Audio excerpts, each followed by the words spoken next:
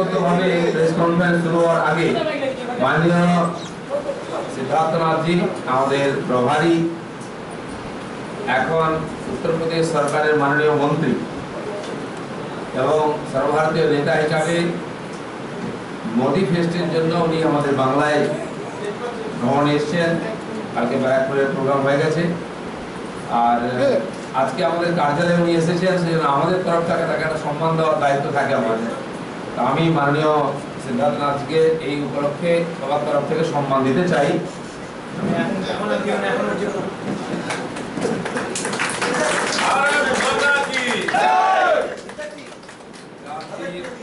সফল মন্ত্রী হন, সুনামের সঙ্গে মন্ত্রী হন, নিরন্তর ওনার সম্মান এবং দায়িত্ব বাড়ুক এই আশা রেখে তাকে আমরা সম্মানিত করব।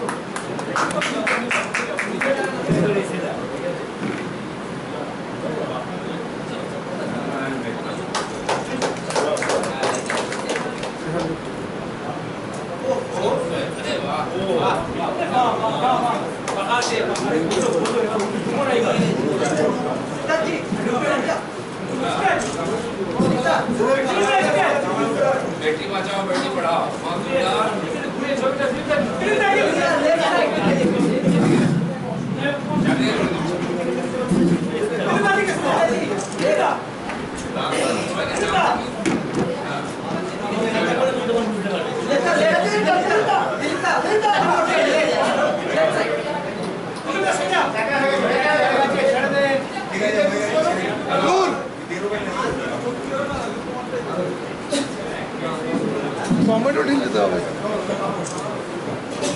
তো মাননীয় সিদ্ধার্থ জি আছেন, আপনাদের অনেক প্রশ্ন থাকে ওনাকে দেখলি, যেটা আপনারা করবেন, যেটা আমি তাকে আহ্বান করছি যে তিনি প্রেসকে সম্বোধন করবেন। बहुत बहुत धन्यवाद। मुझे नहीं पता था कि जिस प्रेस को संबोधन करना है मैं उसको इस दृष्टि से आया भी नहीं हूँ, लेकिन मुझे बहुत खुशी है कि जहाँ से मैंने एक राष्ट्रीय स्तर का अपना राजनीतिक जीवन जो बंगाल से शुरू किया, तो मैं ये जरूर कहूँगा कि हूँ मैं उत्तर प्रदेश का, मगर बंगाल बीजेपी ने मेरी एक पहचान बनवाई और आज उस पहचान का कारण भी बनता है कि मैं अपने उस कर्म भूमि में, उस कर्म भूमि के दफ्तर में आऊं और अपने सभी मित्रों से मिलूं। तो आज मुझे बहुत खुशी हो रही है, क्योंकि कल जब मैं आया था और जब तक कि मैं ऊपर के कमरे में नहीं बैठा और लोग मेरे सामने आके बैठे, मुझे फिर महसूस हुआ कि शायद मैं कुछ बन गया हूँ। ना तो मुझे लग रहा था कि मैं वही सिद्धार्थनाथ सिंह हूँ, और वही सिद्धार्थनाथ सिंह कल मीडिया से भी मिल रहा था और ममता जी को अटैक कर रहा था। तो मुझे बड़ी खुशी भी हो रही थी कि बड़े दिनों बाद मेरे का जो चहेता सब्जेक्ट है वो मिल गया है। 3 साल मोदी सरकार के विषय पे मैं यहाँ पे आया हूँ और 3 साल के अंदर अनेक काम किए हैं केंद्र सरकार ने, और इस प्रकार के 900 सभाएं या फंक्शंस ऑल ओवर इंडिया हो रही हैं, जिसमें से कल मेरा एक बैरकपुर में था। लेकिन क्योंकि मैं वो विषय के ऊपर कल बोल चुका हूं, मैं खाली उत्तर प्रदेश से कुछ चीजों की मैं उस संदर्भ में या in relation to that I will make a little comment on West Bengal. Uttar Pradesh का जब चुनाव भारतीय जनता पार्टी ने जीता,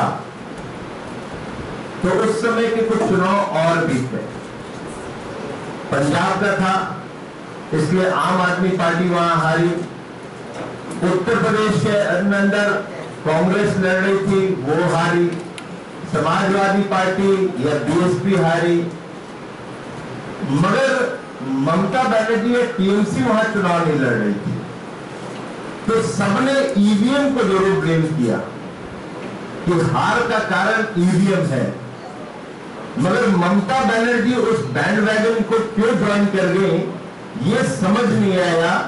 अनलेस एंटिल ममता जी को ये दिखने लगा है कि 2019 के अंदर उनका हर्ष या उनकी पार्टी का हर्ष बहुत बुरा होने वाला है और 2021 में यहां पर परिवर्तन होने वाला है और कमल खिलने वाला है, तो ममता जी ने कहा कि ये अच्छा एक बहाना है, चलो ईवीएम का भी बहाना मैं ढूंढ लूं, ईवीएम बहाना बन गया।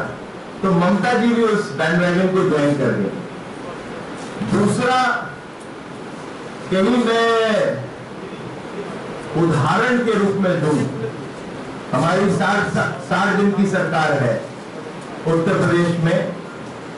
हमने एक बड़ा काम किया कि जो स्लॉटर हाउस है उनको बंद करवाए।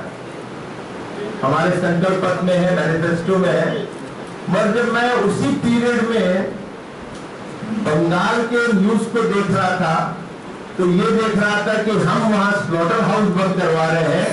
ममता जी यहाँ पे 125 जो स्कूल है जो कुछ एक नाम से जुड़े जाते हैं, उनका नाम मैं लेना ठीक नहीं मानता, मगर विशेष रूप से उनके नाम कुछ ऐसे हैं शिशु करके, उनके स्कूलों को वो बंद करने का प्रयास कर रही थी।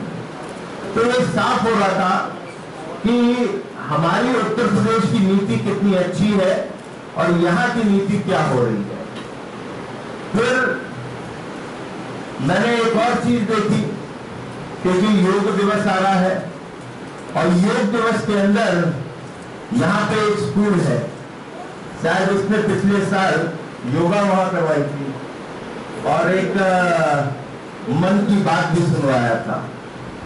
उस विशेष स्कूल के ऊपर टारगेट भी किया जा रहा है। तो ये अनफॉर्चुनेट है कि स्कूल्स के अंदर कोई अच्छा काम करे वो यहाँ पर लोगों को दिक्कत दी जा रही है, क्योंकि लगता है कि उनकी सोच जो है वो मन की बात या योग से जुड़ा है। तो विंडिक्टिव पॉलिटिक्स यहाँ पे दिख रही है। मैं ज्यादा तो नहीं, मगर एक अभी हाल में जो केंद्र सरकार ने, सेंट्रल गवर्नमेंट ने एक पास किया है कि एनिमल्स जो होंगे जो मंडी जाते हैं, जिसमें विशेष रूप से कैटल होता है, उसको वो स्लॉटर के लिए दिए वहां से खरीद नहीं सकते।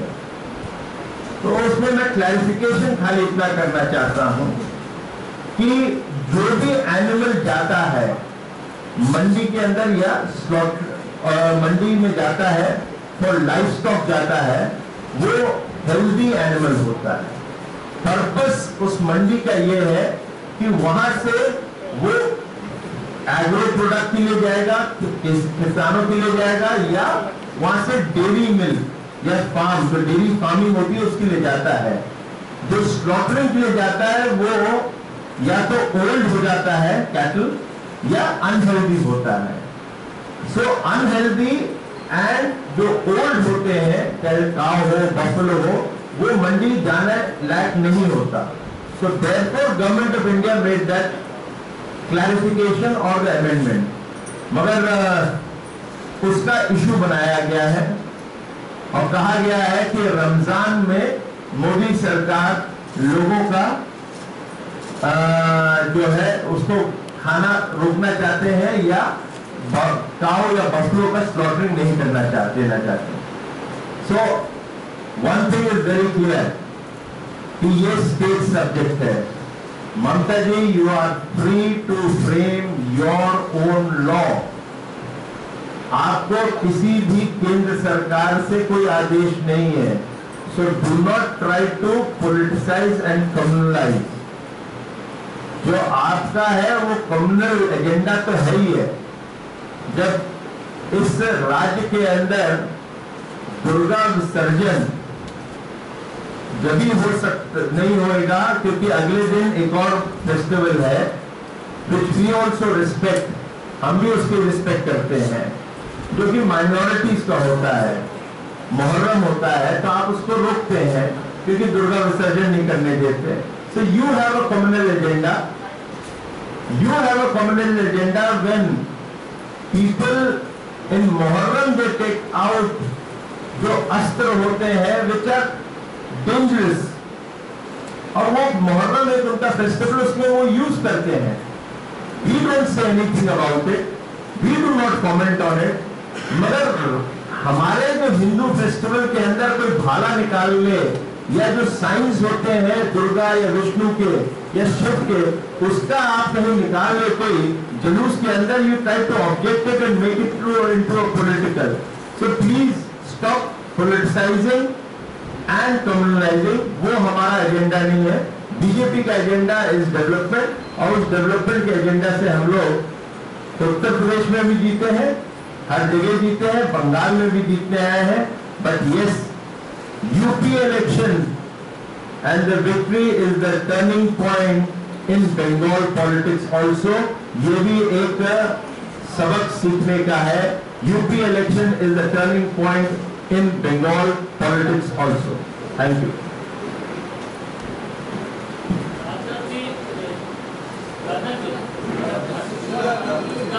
एक बात है, आज राजनाथ जी ने मांग किया है कि जम्मू कश्मीर में जो चल रहे हैं वो पाकिस्तान प्री प्लान कर रहे हैं, मगर इंटरनल सिक्योरिटी में भी बहुत सारे सोच है जहाँ स्टेट की तरफ से जो होना चाहिए वो नहीं हो रहा है। क्या यहाँ जो NIA का काम हो रहा था और जैसे बांग्लादेश और आसपास के जो जगह से जो हुए हैं, क्या आप इसको भी मांग करेंगे? देखिए, जो आज NIA की रेड्स है जो हुई है, वो एक क्लियर साइन है कि state government, Jammu Kashmir and central government have worked in tandem. जिन लोगों ने प्रश्न उठाया था कि PDP और BJP के रिलेशन अच्छे नहीं है और सरकार टैंडम में नहीं चलती है, वो मुझे दिखता है कि आज उसने प्रूफ कर दिया कि वो टैंडम में चलती है। ना तो इतनी रेड्स NIA की, इतनी कोऑर्डिनेटेड जम्मू कश्मीर में सेपरेटिस्ट के घर या उनके सपोर्टर्स के यहाँ और दिल्ली में नहीं हो सकती थी। जो आपने प्रश्न उठाया बंगाल के विषय में, NIA has done, मैं नहीं कह सकता क्योंकि मैंने उसकी रिपोर्ट्स नहीं देखी हैं, मगर जो मेरे को मीडिया के माध्यम से या something which is in public domain जो आ सकती है बातें, उससे ये समझ जरूर आया है कि NIA ने यहाँ पे बड़ी इन डिटेल स्टडी कर चुके हैं जो आतंकी गतिविधियां हैं बंगाल के अंदर। लेकिन as I said, NIA can only act if there is a cooperation from the state. Jammu and Kashmir की गवर्नमेंट का cooperation है। Somewhere it seems that NIA is not getting the similar cooperation from the state government of West Bengal. Otherwise, NIA would have acted much before Jammu and Kashmir in West Bengal against all those who are spreading their terrorist or terror activities on the soil of West Bengal. You talked about the animal markets, the rules that the center changed. So now, and finally you also agreed that what Mamata Banerjee had said, that this is a state subject. So this clarification comes from you, not from the. So you were blaming Mamata that she actually protested the central change in rules to politicize. So the same, using the same logic, even the center can be blamed on the same count. What was the point in changing the rules? No, there was nothing. There was no rules change. Let me clarify again. If you rewind yourself in 2015, the Supreme Court had asked for this, that the livestock market should be regulated, and then there has been a committee under the Home Ministry headed. There is a standing committee of Parliament headed by Mr. P. Chidambaram. They came up in a report in August-September 2016. Recommending something similar to this on clarification of healthy animals should be only for farming and agro or dairy farming or for agro activity. So the government has done exactly the same thing. There is a standing committee report. So we have not done anything, and the clarification was very clear. But Mamata ji and few others have used it to politicize it and saying it is related with Ramzan, that you want to stop the slaughtering of buffaloes. That was never the case. So Mamta ji has politicized, and that is why I am clarifying. And Mamta ji, since you have asked me that question, why Mamta ji was silent on Kerala issue when the calf was slaughtered? Mamta ji spoke out of turn when the actress Kajol, she made a clarification to a picture कि ये मैं गाय का meet नहीं, मैं buffalo meet खा रही हूँ, which is legally allowed. ममता जी ने उसमें क्या कहा था? Nobody asked her a comment. She then tweeted, "अरे काजल, you are afraid of the BJP and therefore you are making this clarification." Mamta ji, nobody will ask you, but do clarify what happened in Kerala, whether it is right or wrong that this kind of heinous activity took on the soil of Kerala. Mamta Banerjee, we asked that question to you. Siddharth, Abhishek Manu Singhvi has alleged today that national security of our country is at stake, and what is happening in Jammu and Kashmir happened in the last 25 years. Well, Jammu and Kashmir, I would say, is the greatest blunder of Nehru, Pandit Jawaharlal Nehru, and we are living that legacy. If it was not Shama Prasad Mukherjee, today हम लोग को अपना passport पे visa लगा के जाना पड़ता है जम्मू कश्मीर पे. So it is the BJP which has made Jammu and Kashmir to remain still an integral part of India. So Abhishek Manu Singhvi ji, please do not preach us. Had it been left to Jawaharlal Nehru, today we would have gone to Jammu and Kashmir with a visa on our passport. Siddharth, एक सवाल. ये अभिषेक मनु सिंह जी आज ये कहा कि president election में कांग्रेस और तृणमूल एक साथ हाथ मिलाकर चल रहे हैं. आने वाले दिनों में केंद्र में मोदी जी के विरोधिता में ये भी जारी रहेगा, मतलब कांग्रेस और तृणमूल के ये हाथ मिलाकर. वो उनकी मर्जी है, लोकतंत्र है, वो ऐसा करना चाहते हैं. हाउ कैन आई स्टॉप और द पार्टी स्टॉप? बट एक बात साफ हो गई है कि कांग्रेस बहुत कंफ्यूज्ड है. अभी चुनाव हुए थे 2016 में, तो सीपीएम से हाथ मिला दिया. अब वो कंफ्यूज्ड है, उनकी कोई आइडियोलॉजी नहीं है. अब ममता जी के साथ हाथ मिला रहे हैं, तो वो किसी के साथ हाथ मिला सकते हैं. But they have a confused leader in Rahul Gandhi, therefore the party remains confused also. I think you must be aware of this because you track the media quite well. That given the situation in UP, Kanpur, Lucknow, they are all good proper centers of tanneries. Sorry? Tanneries. The leather industry is quite big there. But given the situation in UP, you know that the pain of the tanners in UP has become a pain for Mamata Banerjee because 15-20 odd people had come and they had pledged around 1,000 crore worth of investment in Bengal because of the situation or because of some of the decisions taken by the 60-day-old government. Well, I am part of the government. हम लोगों ने what we have said in our manifesto, that's exactly what we have implemented. Anything which is illegal, and that is the slaughtering, if it is an illegal slaughterhouse, they will be closed. So the tanneries which are running illegally need to worry. Those tanneries which are legal and they take the skin from wherever it is legal, they should have no problem. And let me also say, in past we have seen many global summits in Bengal, and in those summits till now we haven't seen even 1,000 crores of investment that has come into Bengal. So let Mamta ji make little headline, but the headline remains zero if no investment comes into Bengal. पिछले एक साल से ये कहा जा रहा है किसी आदमी ने आया था बंगाल में और बोला भाग ममता भाग, अल्टीमेटली खुद ही भाग गया. मैं आज भी आपके सामने हूँ. हाँ, मुझे दुख एक बात का है, मैं वो दलित आप पूरा कर देंगे उस दुख पर. दुख बस एक बात का है कि मेरा जो स्लोगन था भाग ममता भाग, वो थोड़ा 5 साल डिलेड हो गया है. प्रयास था कि 2016 में कर दें, मगर जो होने वाला है यहाँ पे भाग ममता भाग वो 2021 में हो जाएगा. उसकी मुझे अब चिंता नहीं है, क्योंकि जिस प्रकार से यहाँ पे माहौल बनता जा रहा है और जिस प्रकार से पब्लिक का अब रुझान है वो 2014-2015 से बहुत अलग है।